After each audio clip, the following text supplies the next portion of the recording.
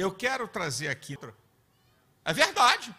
1 Coríntios 6, 19 e 20, nós somos o templo do Espírito Santo. Pastor, não leva mal. Jesus estava falando do templo, mas agora, depois da descida do Espírito Santo, nós somos o templo. A casa vai cair, está precisando ler mais a Bíblia. Está precisando ler mais a Bíblia.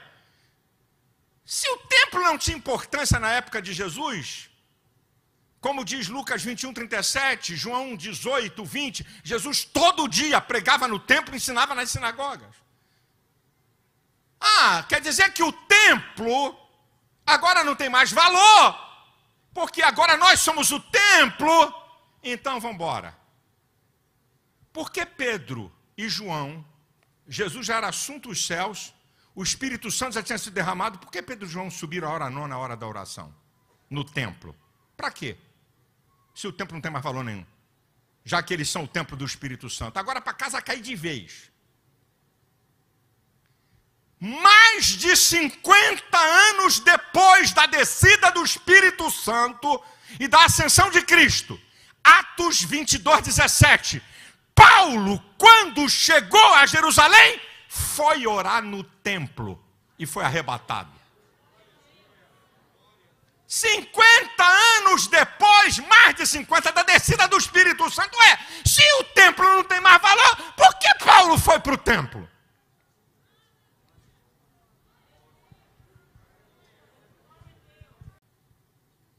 Não, o templo não tem valor não.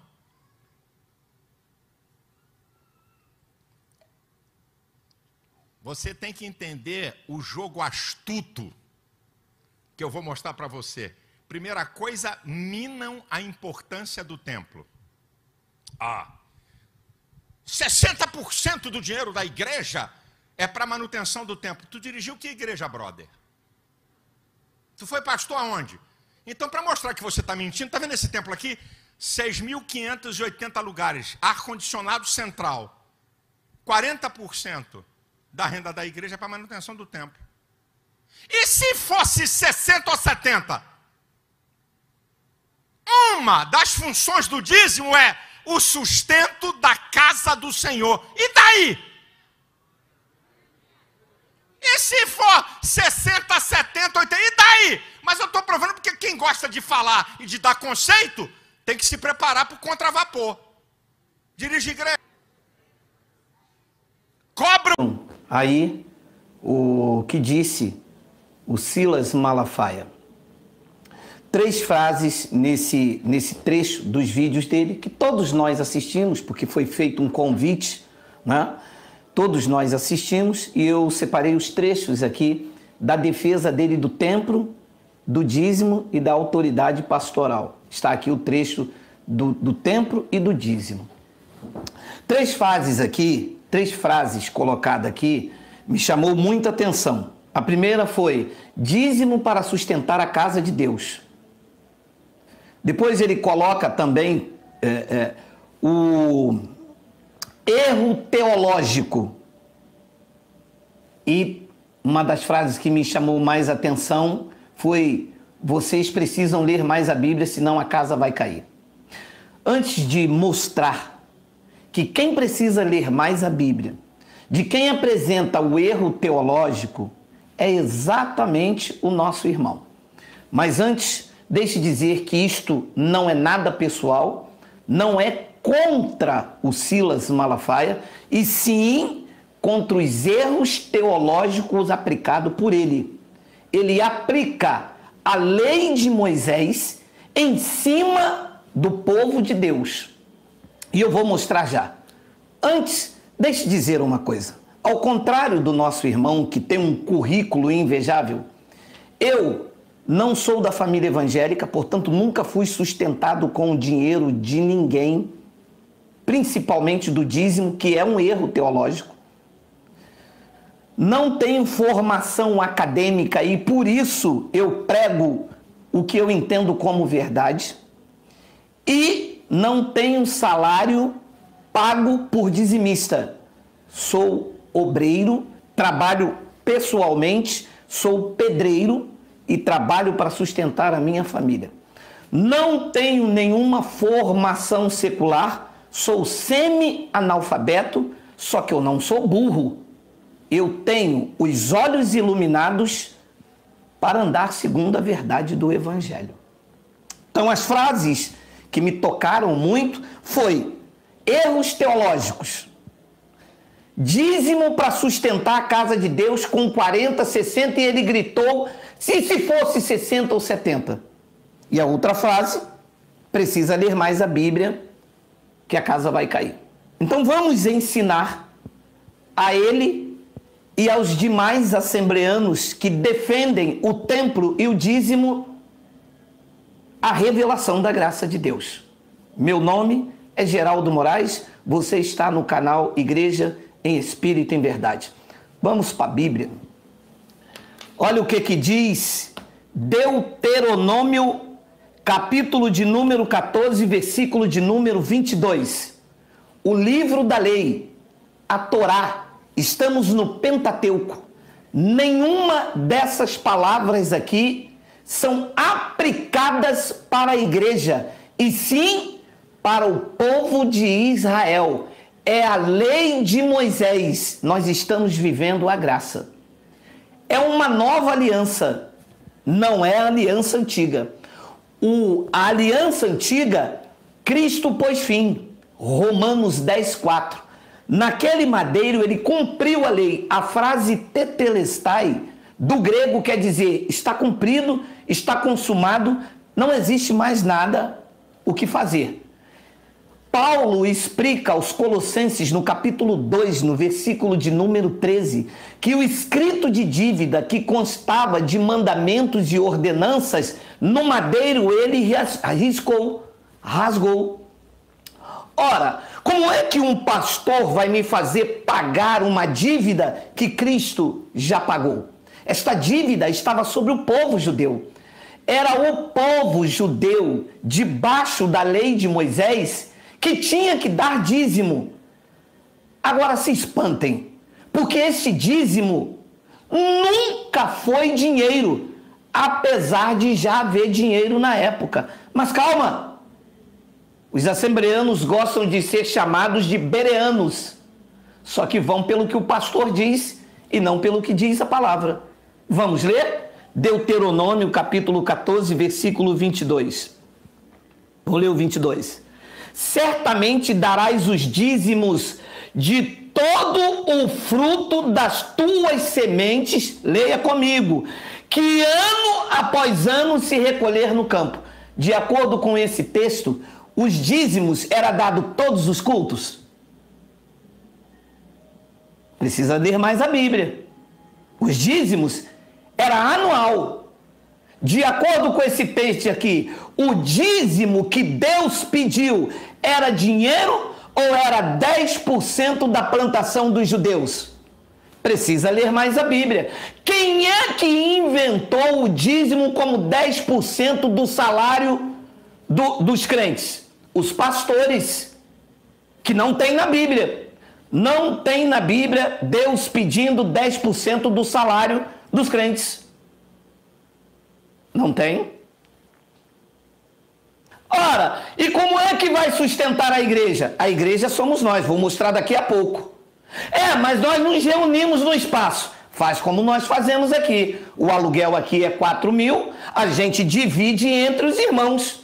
Você pega 40 irmãos com R$100, pronto, você tem R$4.000. As claras, bota 3 pessoas para organizar. Agora eu vou pedir 10% do que ganha 1.000, 10% do que ganha isso, 10% do que ganha isso, e acontece que está aí. Um erro teológico, já no primeiro versículo, aqui está escrito aqui, certamente darás o dízimo de todo o fruto das tuas sementes, que ano após ano se recolher do campo. 23. E perante o Senhor teu Deus, no lugar que ele escolher para ali a fazer habitar o seu nome, olha lá, comerás o dízimo do teu cereal, do teu vinho, do teu azeite e os primogênitos das vacas, das tuas ovelhas, para que aprendas a temer o Senhor teu Deus todos os dias. Segundo esse texto aqui, aonde era o local que Deus, para os judeus, escolheu para viver? O templo em Jerusalém. O templo em Jerusalém era o local que se deveria levar o dízimo.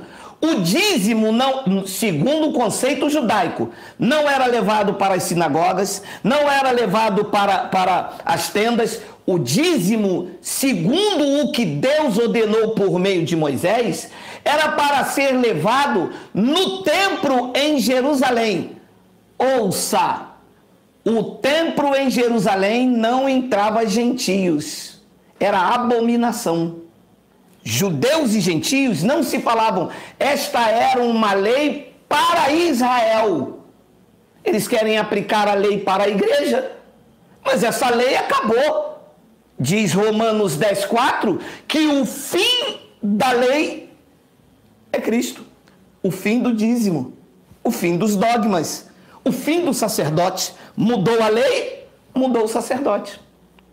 Diz o versículo de número 24: quando o caminho te for comprido demais, que os não possais levar, por estar longe de ti o lugar que o Senhor teu Deus escolheu para lhe pôr o seu nome, quando o Senhor teu Deus te tiver abençoado, então vende a 10% da plantação dos dízimos e leva o dinheiro na tua mão e vai ao lugar que o Senhor teu Deus escolher. Segundo essa passagem aqui, quando Deus pediu o dízimo, que era 10% da plantação dos judeus, já existia dinheiro? Sim, olha aí, precisa ler mais a Bíblia. E Deus pediu o dinheiro ou 10% desta plantação? 10% desta plantação. O erro teológico está em nós que pregamos a graça de Cristo ou está nos pastores legalistas que ainda trazem a antiga aliança e jogam no colo das pessoas para sustentar um templo? Mas que templo? Que Deus não habita em templo feito por mãos de homens, e o templo, este aqui, em que as pessoas levavam dízimo, Jesus disse, não ficará pedra sobre pedra.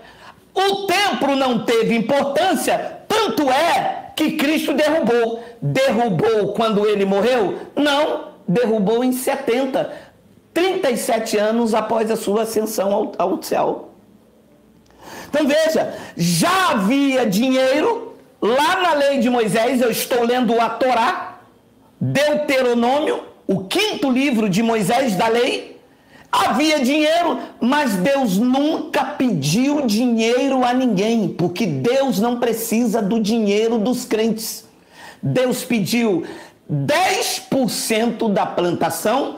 Isto era para sustentar a tribo de Levi, que não tinha herança, não podia trabalhar. Os pastores se passam como Levi e querem viver de 10% da renda dos crentes, que trabalham, pegam um trem cheio, pegam um ônibus cheio, enquanto os pastores dentro do gabinete pastoral, elaborando o que fazer para colocar a lei de Moisés de volta dentro da igreja de Cristo, que está livre. Para a liberdade foi que Cristo nos libertou. Permaneceis, pois, firme, e não vos prendais ao jugo de escravidão, que era o que a lei fazia. Então veja, o dízimo não tem nada a ver com a igreja atual. O dízimo era para Israel. Malaquias, capítulo 1, versículo de número 1. Sentença pronunciada pelo Senhor contra Israel por intermédio de Malaquias. Vocês, assembleanos, que gostam tanto de fazer teologia, que gostam tanto de estudar estudo bíblico, vocês que gostam de ser chamados bacharéis em teologia, são consagrados, dizem que o Espírito Santo fala com vocês. O Espírito Santo e o curso de teologia de vocês nunca mostrou que todo o conteúdo do livro de Malaquias não é uma sentença contra a igreja, e sim contra o povo de Israel? E quem está me ouvindo aqui é de Israel, diga Abba, Pai. Ninguém.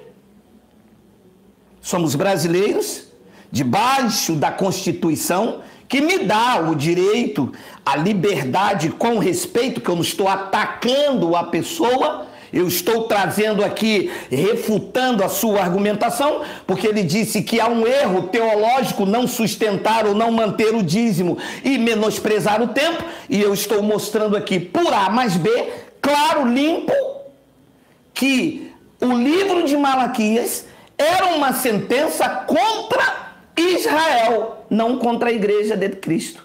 Depois então vem a frase que os pastores amam. Malaquias capítulo 3, versículo 8. Roubará o homem a Deus? Todavia vós me roubais em dizer, em que te roubamos? Vós quem?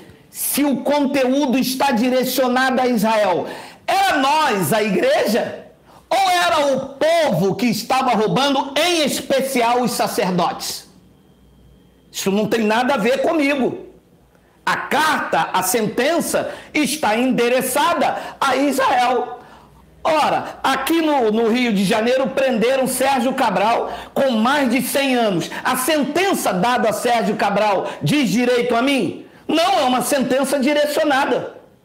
Ele não diz aqui, palavra do Senhor por meio de Malaquias à humanidade. Aí tudo bem, mas era contra o povo de Israel, era contra a nação de Israel. E Deus perguntou, roubará o homem a Deus? Todavia vós quem? O povo de Israel. Aonde está o erro teológico? Quando futurizam esta passagem, tiram ela de Israel e botam para dentro da igreja.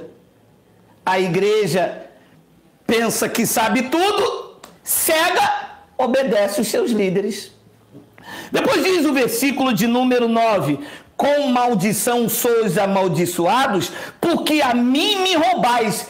Olha a conjugação verbal de quem não tem currículo, de quem não nasceu no lar evangélico, de quem chegou ontem. Olha a minha conjugação verbal. Vós, a nação toda. Qual era esta nação?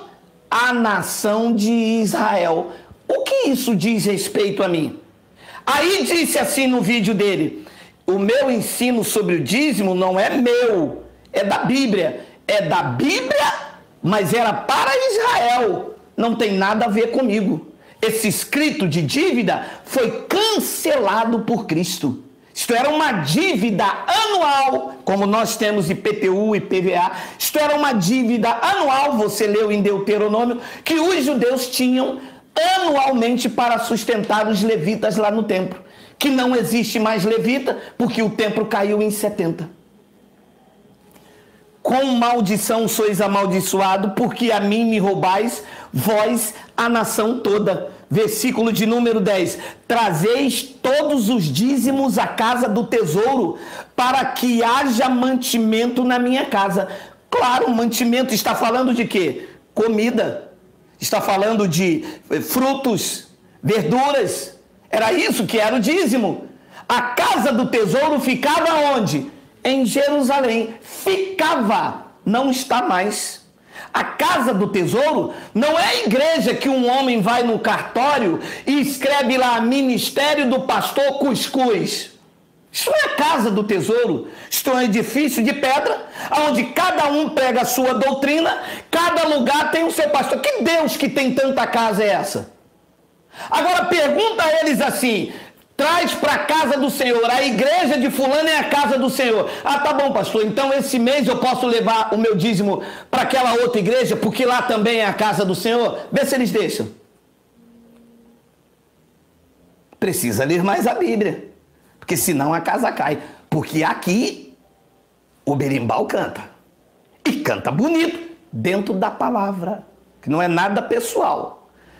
Trazei todos os dízimos à casa do tesouro, para que haja mantimento na minha casa. E provai-me nisso, diz o Senhor dos Exércitos, se eu não vos abrir a janela do céu e não derramar sobre vós bênção sem medida. Que bênção seria essa, se está tratando de plantio, de agricultura, de 10% da plantação? Deus iria enviar chuva dos céus, abrir a janela dos céus, uma linguagem de figura, chuva sobre a lavoura dos judeus. Versículo de número 11: por vossa causa eu repreenderei o devorador. Para!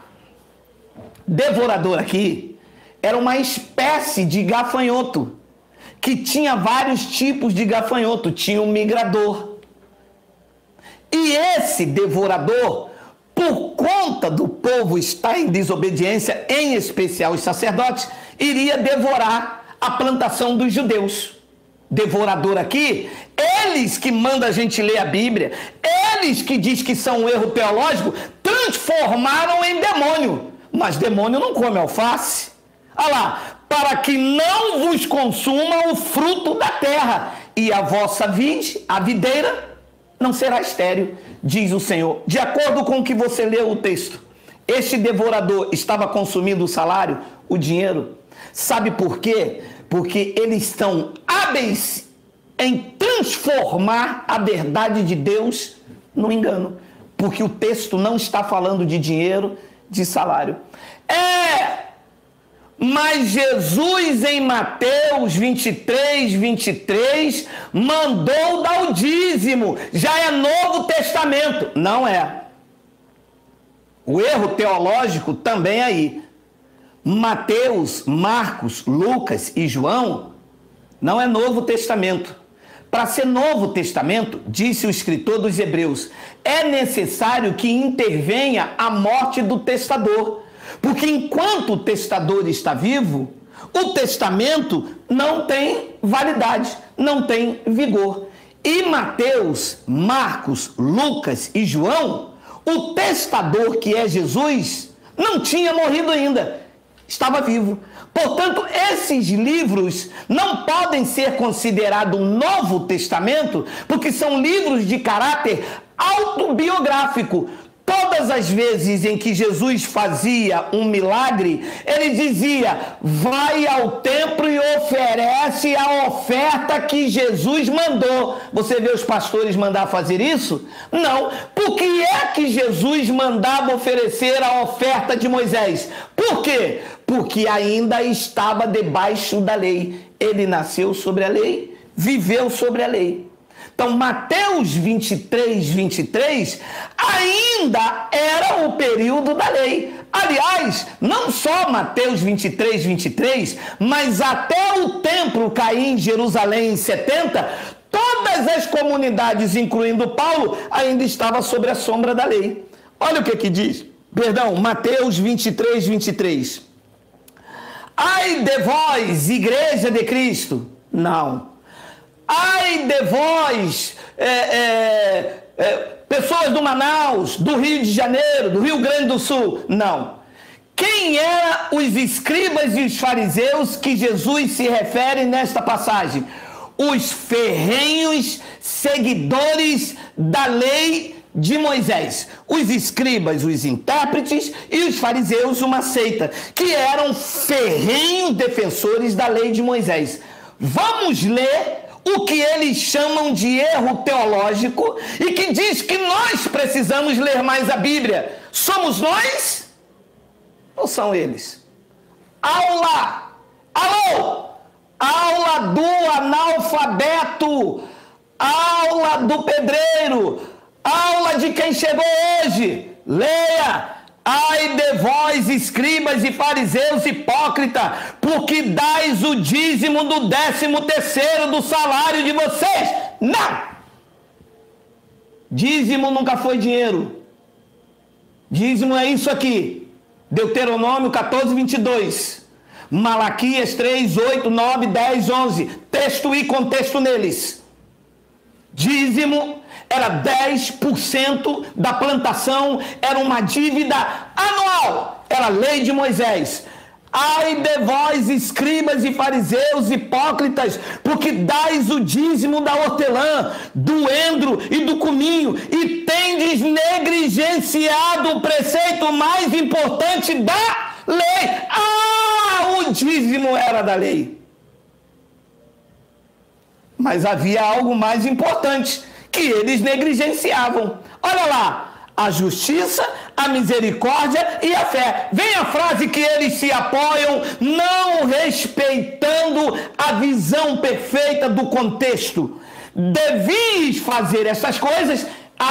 Os escribas e os fariseus, que eram judeus, que viviam sobre a lei de Moisés, eles deviam, não nós. Nós não estamos debaixo da lei, nós estamos debaixo da graça. Entendeu que precisa ler mais a Bíblia? Mas Paulo fala do dízimo. Sim. Lembra que eu disse que o templo ainda estava de pé? Em 70 que ele caiu? Tu te lembras que Paulo está escrevendo aos hebreus que viviam debaixo da lei? Tu sabias que Paulo era judeu, mesmo depois da cruz? Paulo ia à festa de Pentecostes, Paulo rapou a cabeça, Paulo entrou no templo, porque isto era um costume judaico. Paulo era judeu, Paulo tinha obrigações judaicas. O templo de pé fazia sombra sobre todos os que viveram antes do ano 70. Enquanto o templo estava de pé, os sacerdotes e as obrigações ainda eram oferecidas. Então Paulo chama os hebreus no capítulo 7 e no versículo de número 4 e diz: considerai, pois, como era grande esse quem Abraão, patriarca, pagou o dízimo dos melhores despojos. Versículo de número 5. Ora, os que dentre os filhos de Levi recebem o sacerdócio têm mandamento de recolher, de acordo com a lei, os dízimos do povo, ou seja, dos seus irmãos, embora esse tenha descendido de Abraão. Vou parar isso aqui. Erro teológico é cobrar dízimo. Erro teológico é não ensinar essas verdades nas igrejas, assembleias de Deus. Erro teológico é colocar uma culpa, uma dívida que Cristo rasgou. Aqui diz, em todas as Bíblias do planeta, que quem recebia mandamento de recolher os dízimos não são os pastores evangélicos, era os da tribo de Levi. Está escrito aqui ou não?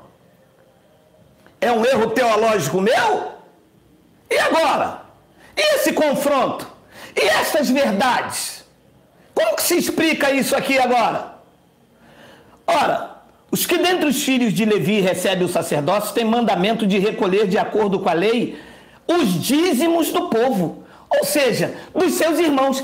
Para cobrar dízimo hoje, com respaldo da Bíblia, primeiro, tem que ser da tribo de Levi, com respaldo da Bíblia. Cada um faz o que quiser. Eu estou aqui defendendo o evangelho.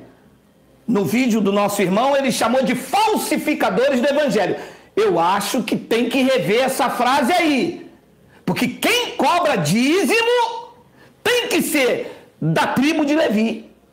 E tem que recolher dos seus irmãos. De acordo com Deus, não é com Geraldo.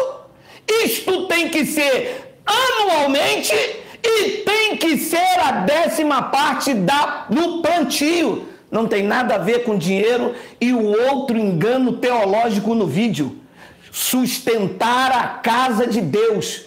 A casa de Deus caiu em 70. Deus habitava lá dentro daquele templo e o conceito judaico ia buscar eles. Os gentios não entravam lá. Os gentios nunca foram no templo buscar a Deus. Quem ia na hora nona, na hora terceira, na hora nona, eram os judeus. Pedro foi ao templo porque ele era judeu. Paulo foi ao templo porque ele era judeu. Gentio nenhum entrava no templo. Era abominação. Era um conceito judaico. Aqui diz: os que dentre os filhos de Levi recebem o sacerdócio têm mandamento de recolher, de acordo com a lei, os dízimos do povo, ou seja, dos seus irmãos. Os pastores não estão autorizados, de acordo com Deus, a recolher dízimo. Então, este é um conceito judaico. Não tem nada a ver com a realidade hoje. Pedro dizia isso. 1 de Pedro, capítulo 4, versículo de número 17, porque a ocasião de começar o juízo pela casa de Deus é chegada. Pedro está escrevendo no ano 68 na Macedônia. Eles futurizam isso para o dia de hoje. 2000 anos já se passaram. O juízo a que Pedro se refere é a parousia, ou como alguns historiadores dizem, a parousia. A parousia foi o juízo que veio sobre o ano 70. O livro Flávio Josefo da Assembleia de Deus, o livro Flávio Josefo, História dos Judeus, ensina perfeitamente isso, onde o general Tito entrou no templo, saqueou, fez e aconteceu, e o templo caiu. Foi a parousia. A casa de Deus para Pedro e para os judeus era lá. Para os gentios, nunca foi. Para os gentios, Paulo trouxe a mensagem que a casa de Deus era eles. Pedro disse, porque a ocasião de começar o juízo pela casa de Deus é chegada. Não vai chegar, já tinha chegado nos dias de Pedro. E se primeiro vem por nós, qual será o fim daqueles que não obedecem ao evangelho de Deus? Então, Pedro, Paulo e todos os judeus tinham o templo em Jerusalém, a referência máxima do judaísmo, como a casa de Deus. Paulo recebeu a revelação de que a casa do Pai para os gentios somos nós, o templo do Espírito Santo. Olha aí, ó, Hebreus capítulo 3, versículo 5, olha aí. E Moisés era fiel em toda a casa de Deus como servo, para a testemunha das coisas que haviam de vir. Versículo de número 6. Cristo, porém, como filho, em sua casa, o qual somos nós. Pode parar aqui. No vídeo do nosso irmão, ele diz: o dízimo é usado para sustentar a casa de Deus, a não ser que ele esteja vivendo lá em Jerusalém, antes da queda do templo. Esta frase dele está correta. Mas ele futuriza para o século 21 e diz: o dízimo é para sustentar a casa de Deus. Então o dízimo tem que sustentar a mim, tem que pegar tudo que se recolhe nas igrejas e sair distribuindo para a crentada toda. Porque segundo esses textos, quem é a casa de Deus? Quem é? Hein? Aqui diz que a casa somos nós. Se guardarmos firme até o fim a ousadia e a exultação da esperança, que é esse evangelho que eu vos prego. Sem domínio de homens, sem obrigação de tirar 10% do meu dinheiro, que eu não sou um judeu. Nem os judeus hoje dão mais dízimo, porque o templo caiu, não tem como levar lá em Jerusalém, a casa de Deus, o templo para os judeus, caiu. Então, meus irmãos, ele disse, 50 anos depois da morte de Jesus, Pedro entrou no templo. Erro teológico. Você precisa ler mais a Bíblia, meu irmão. Jesus morreu no ano 33. Paulo morreu no ano 68. De 33 a 68, deixa o analfabeto fazer conta. 35. Como 50 anos depois Paulo entrou no templo? Mesmo se Paulo não tivesse morrido decapitado, segundo conta a tradição, em 68 DC, de 33 com a morte de Cristo, ele ainda ficou 40 dias. O templo caiu em 70, deixa o semi-analfabeto fazer a conta, de 33 até 70, 37 anos. Como é que ele diz no vídeo dele, 50 anos depois do Pentecostes? Ora, se o Pentecoste foi depois da ressurreição, como que se entraram no templo? Como Pedro entrou 50 anos depois? Se ele morreu em 33, o templo caiu em 70, esta conta aqui não fecha. O erro teológico não são dos pregadores da graça. Quem tem que ler a Bíblia não são os pregadores da graça. É alguém que está chamando para si, detendo para si uma autoridade e um conhecimento que não cabe mais nos dias de hoje. O dízimo é uma aberração. O dízimo era para a casa de Israel. Quem poderia recolher os dízimos eram os levitas, e eles duraram até 70. Não durou até a morte de Jesus. O templo continuou de pé. Pedro ia ao templo Formosa. Paulo entrou no templo. Quando é que tudo isso acabou? quando o templo ruiu, diz Hebreus capítulo 9, versículo de número 9. Estamos dando uma aula, que ele mandou a gente ler mais a Bíblia para casa não cair. Mas eu acho que depois dessa aula tem casa caindo por aí, mas não é a nossa da graça. É do povo legalista que pegam a lei de Moisés e tragam para a graça de Deus. Eles pegam veste velha e costuram em veste nova. Eles pegam vinho velho e colocam em odre novo. E as vidas ficam aí.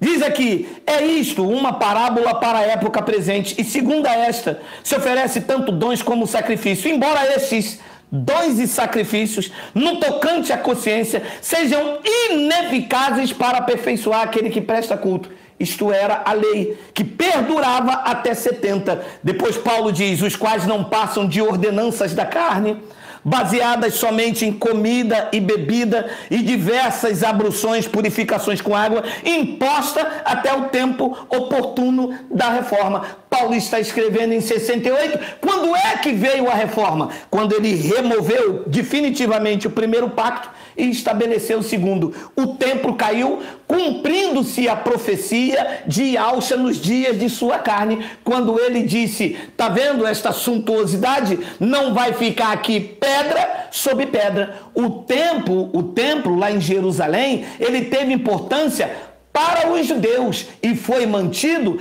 até a parousia. Se o templo tivesse importância, o próprio Cristo não teria derrubado ele. O templo, ele teve importância para os judeus, para nós não. Nós somos o templo do Espírito Santo. Deus não habita em templo feito por homens. Então, alguém pode me perguntar, mas a gente gosta de se reunir. É errado a gente ir a um local para se reunir? Sim e não. É errado se você é obrigado a dar dinheiro para sustentar aquele lugar, porque as vidas não são mais importantes que os prédios físicos. É errado se você tiver obrigação de tirar 10% do teu dinheiro para sustentar a casa de Deus, que a casa de Deus não é um local físico. A casa de Deus somos nós, eu matei a pau mostrando no Evangelho. Hebreus 3, versículos 5 e 6.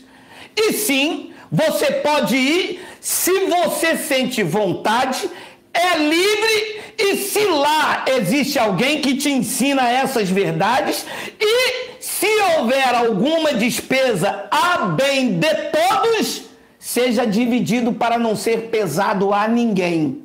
Quer se reunir? Alugou aqui uma loja, quanto que é? R$1.000. Meu irmão, R$1.000, vocês querem se reunir? Queremos. Vamos ter uma despesa de 1.000, 10 pessoas dá R$100. Está aqui a contabilidade, está aqui a conta. Agora, tirar 10% seu para dizer que vai sustentar aquele local como se Deus habitasse lá, precisa ler mais a Bíblia. Atos 17, 24 diz que Deus não habita em templo feito por mãos humanas. Paulo, em 1 Coríntios 3,6, diz que nós somos o templo do Espírito Santo. O templo teve importância para os judeus.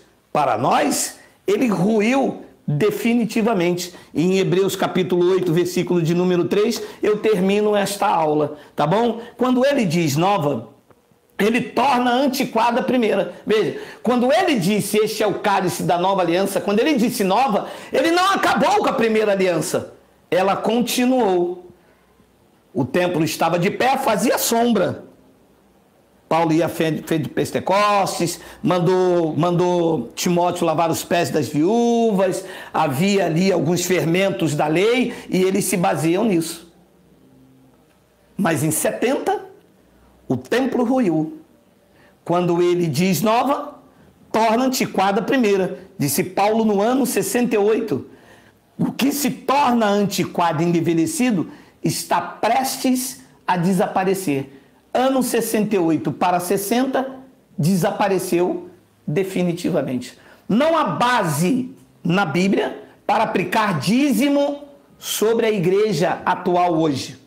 Não há base na Bíblia para tomar 10%, pedir 10% às pessoas usando a Bíblia, que tem a sua imposição judaica aos judeus, para sustentar templo físico. São as vidas que precisam ser ajudadas. São as pessoas que não têm o que comer. São as pessoas que vão em busca de socorro. São as pessoas que não têm um leite, não têm uma fralda.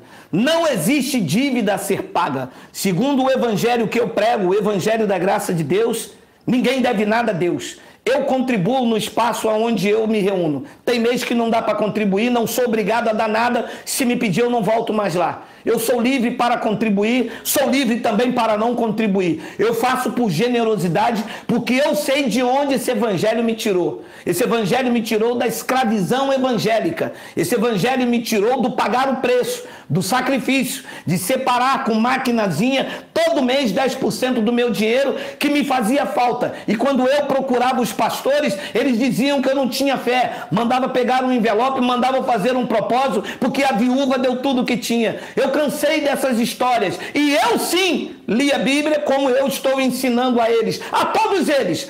Todos que pregam dízimo precisam aprender com os pregadores da graça de Deus e aplicar fielmente a interpretação desta palavra. Diz Colossenses capítulo 2, versículo de número 13. Eu vou fechar com esta aula aí, ó. E a vós outros que estáveis mortos pela vossa transgressão e pela incircuncisão da vossa carne, ele vos deu vida juntamente com ele, perdoando todos os delitos, tendo cancelado o escrito de dívida que era contra nós e que constava de ordenança, o qual nos era prejudicial, que ele removeu inteiramente, encravando na cruz. Eles estão trazendo e colocando de novo, dizendo, tem que dar o dízimo para sustentar a casa de Deus. A casa de Deus para os judeus.